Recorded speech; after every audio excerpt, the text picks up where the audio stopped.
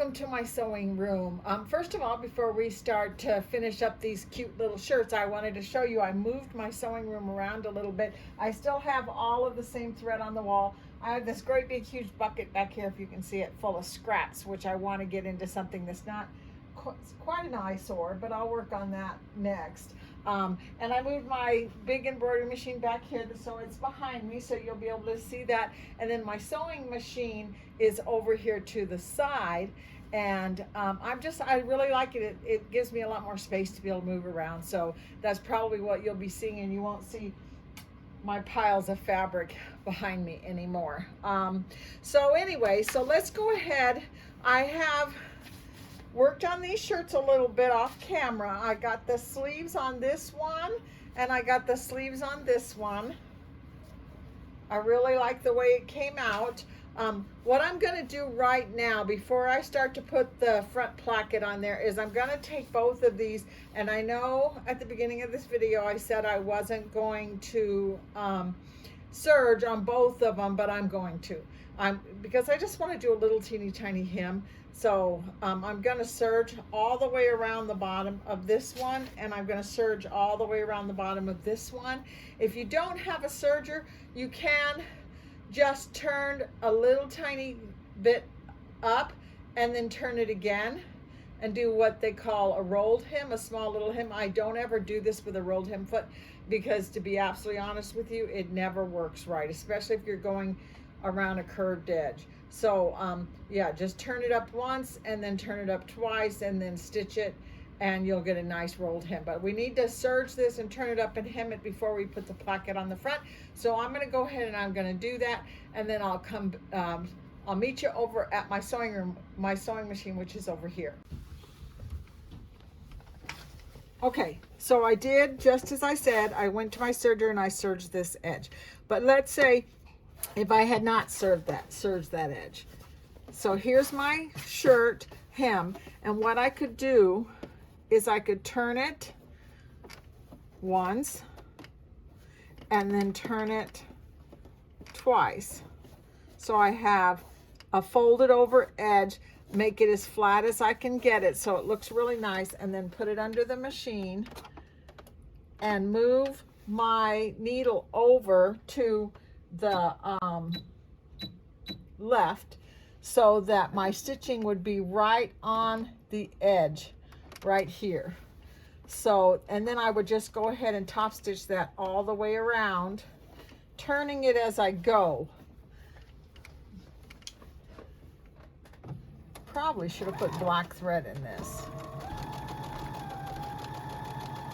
Getting as close to the edge as I possibly can as I'm stitching it. And I don't fold this over and pin it. I just turn it with my fingers like this as I go, and that will keep it nice and flat and finish that edge. Okay, so I got that hemmed. Now what I'm going to do is, this is the placket that goes down the front of the shirt. And this is a little weird because we don't put wrong sides together, we don't put right sides together, we actually put right side to right side down the front of the shirt. This is the front of the shirt that's right here. We're going to put that together, and I'm going to stitch that at a 5/8 seam allowance right down the front there.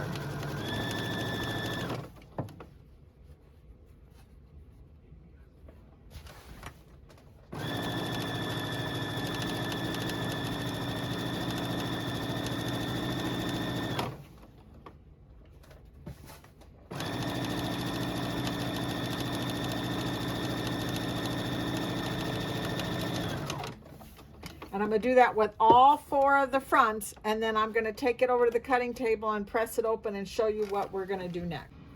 Okay, so I'm at the ironing board now. This is the seam we just sewed with the right side to the wrong side, and we are going to flip this open, leaving the seam allowance right there, flipping it over, and we're going to press that. And don't skip the pressing part. I can't tell you how many times when I first started sewing I just skipped that part because I thought it wasn't important, and it really does make a difference, and it makes your project just come out better. So Now what we're going to do is we're going to fold this piece in half like this.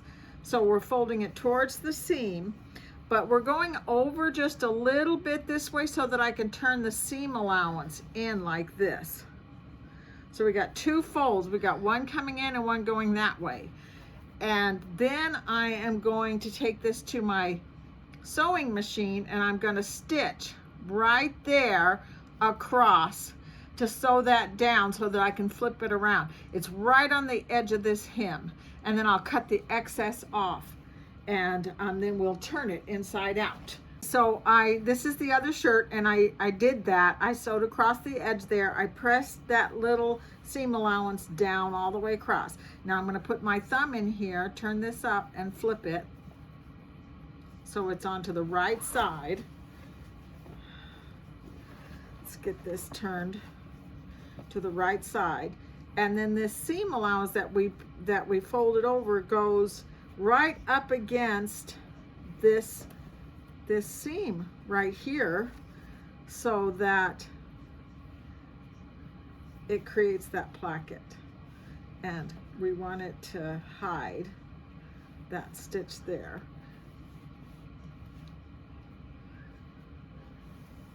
And I probably should put some pins on here to pin it, but I'm going to hold it nice and flat. And I'm going to press it so it stays right where I want it to be, right up against that seam, all the way down.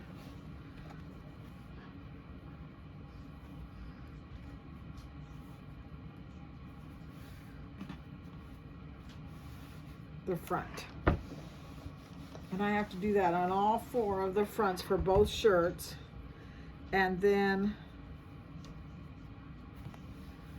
I'm going to top stitch this really close to the edge so that I get a nice stitch, and I'll come back and I'll show you what it looks like.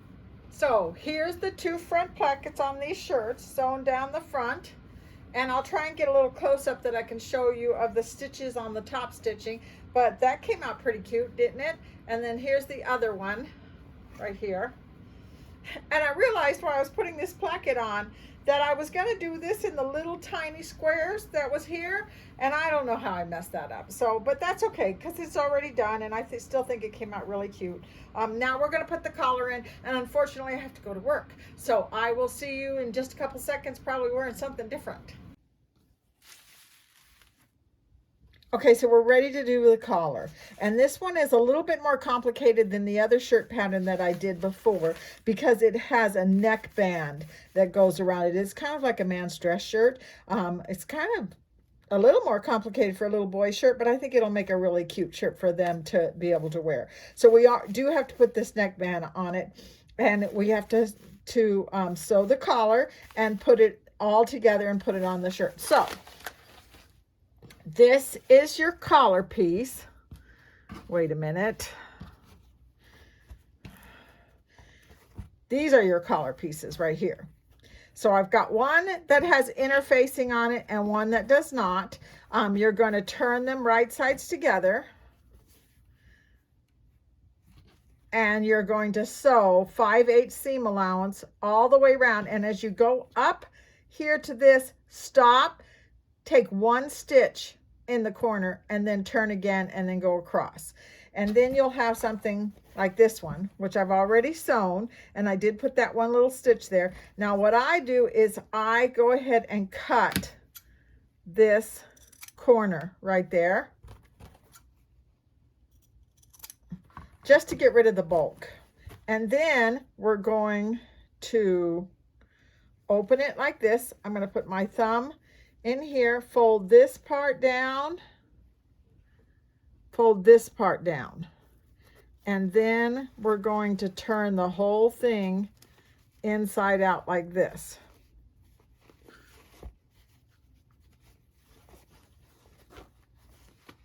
We're going to do both sides.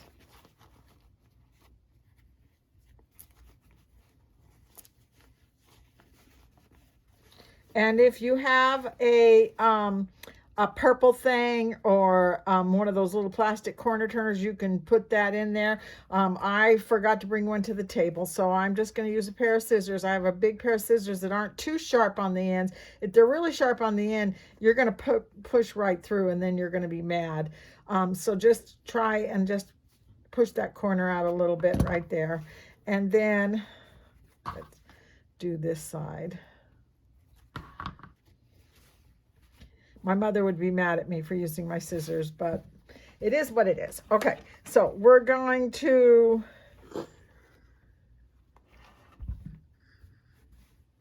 flatten this out and press it.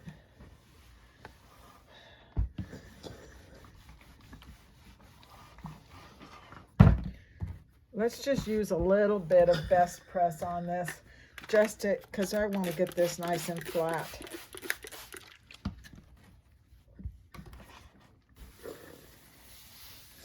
With nice sharp corners.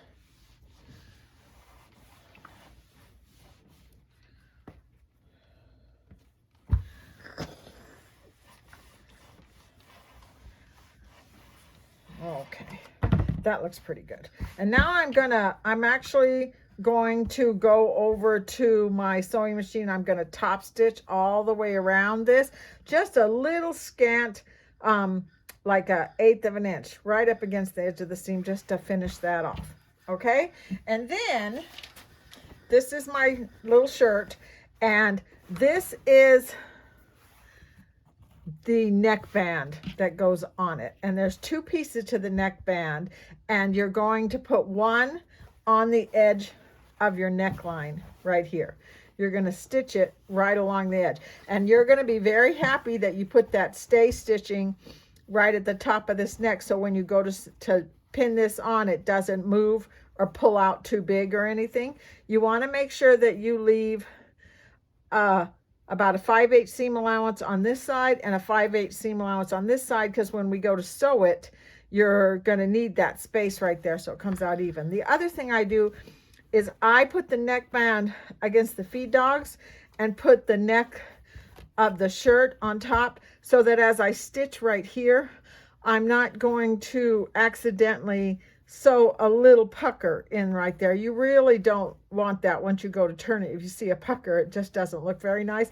So it does take a little bit of a maneuvering on your part to make sure that you don't accidentally sew little tiny pleats in that neckline as you go around. And then you can take it and put your sewing hand down, push the seam allowance towards the neckband, and press that. Let me see. Again, we don't want to press in any folds. You can kind of press that out right there so that you end up with a nice neckline, which is what you want. Okay, so once you've done that, then we're going to take this collar piece that we just made, and we're going to put it centered right across the top of this. And we're going to take the other piece of the neckband, and we're going to put that right here. And then we're going to, this is where the 5/8 seam allowance comes in, because you're going to start stitching right up against the end of the placket here and get that really close, so when we turn it, it looks like it just has a continuous seam. So we're going to start right there, and we're going to sew around 5/8 all the way down to the other side. So I'm going to go ahead and do that on the sewing machine. I'll be right back. All right, I'm back, and I went ahead and I did that stitching all the way around. Now right here in the corner, you're going to find that you have an awful lot of bulk, especially right here where the collar goes right there. So what you might want to do is just clip it right up to your seam like this, so you have it has a little more give, and then you can trim back some of this. Just take it out of there so you don't have so much seam allowance in there, so that when I get ready to put my thumb in here and turn it, it'll come out nice and flat. See how nice that looks? Very happy with it. Let's go ahead and just press it flat. Yeah, and it comes right to the edge here. So look at the other side. So this part right here gets turned in and turned down this way, like this. Now, there's a whole lot of different ways to do this. You could just turn that up and pin it and press it really good and then top stitch it. But what I'm going to do is I am going to hand sew this down. I used to say the word hand stitching was a 4-letter word, and I didn't want to do hand stitching no matter what. But I have found that I'm much happier with my results if I stitch it down in place first and then top stitch it. Nothing moves and it looks the way I want it to look. So it's completely up to you how you want to do it. So I am going to go ahead and finish pinning this, and then I haven't even done the cuffs yet. They're all pinned too. So I'm going to show you how I do my hand stitching, and so that you can see that it's invisible, and then we'll go ahead and we'll do all the top stitching, and then we'll put buttonholes in it. Okay, so I've got a needle and thread. I have to show you this needle. I think it's really cool.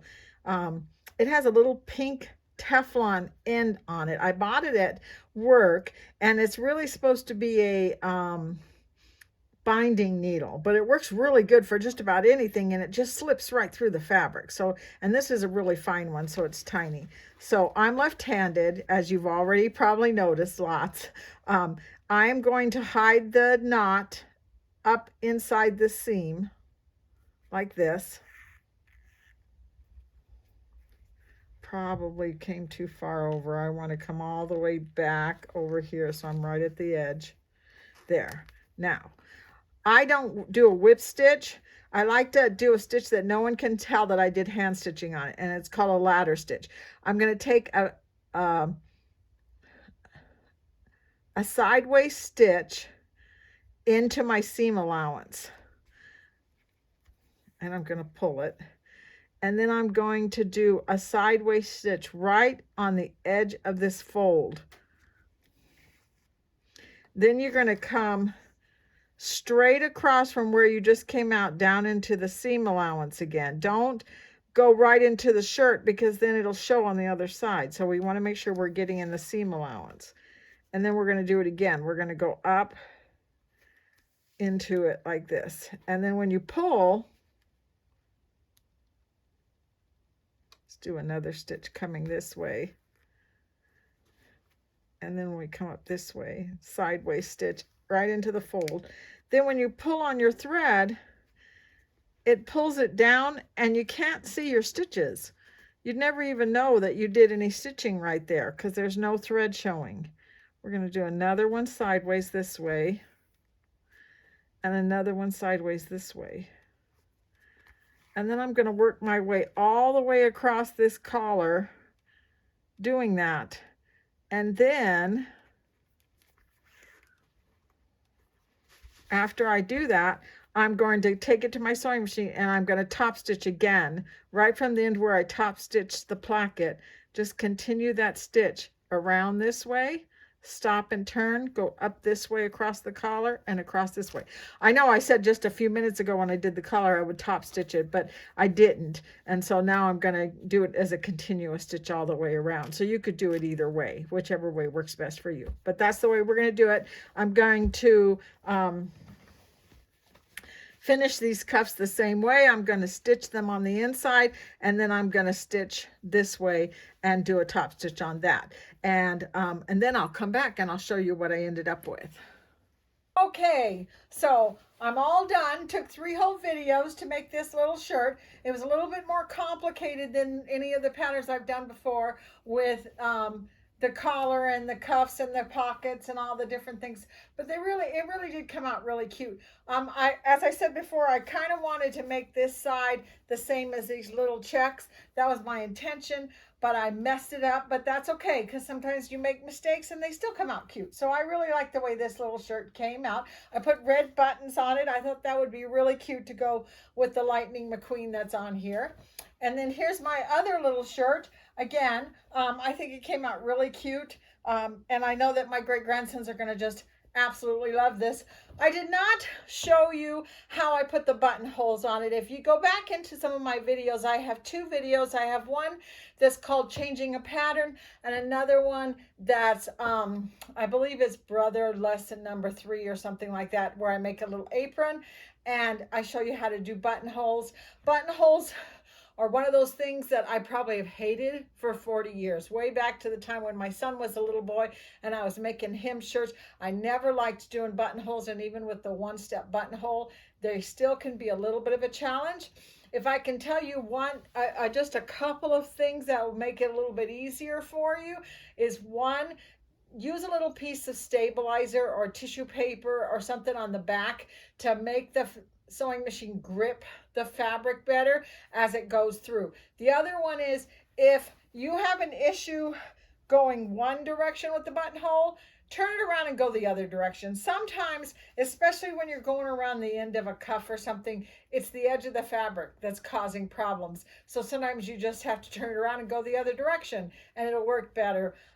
There's always going to be the time that you got to rip out the buttonhole because it just didn't come out right. And being in the sewing machine business and seeing all the time people saying my sewing machine is broken and realizing no, it actually isn't broken, it works just fine, just the buttonholes are a pain in the neck, and the repair guy is going to sew it on a really stiff piece of fabric, send it back and go, there's nothing wrong with this. So yes, they can be a pain in the neck, and I always dread them a little bit, but it's worth it because you end up with a really cute little shirt in the end, and I was very happy with both of these little shirts. I hope you learned something in the past 3 videos that we did. If you enjoyed watching my videos, go ahead and like, make a comment, and subscribe, and I'll see you next time. Bye-bye.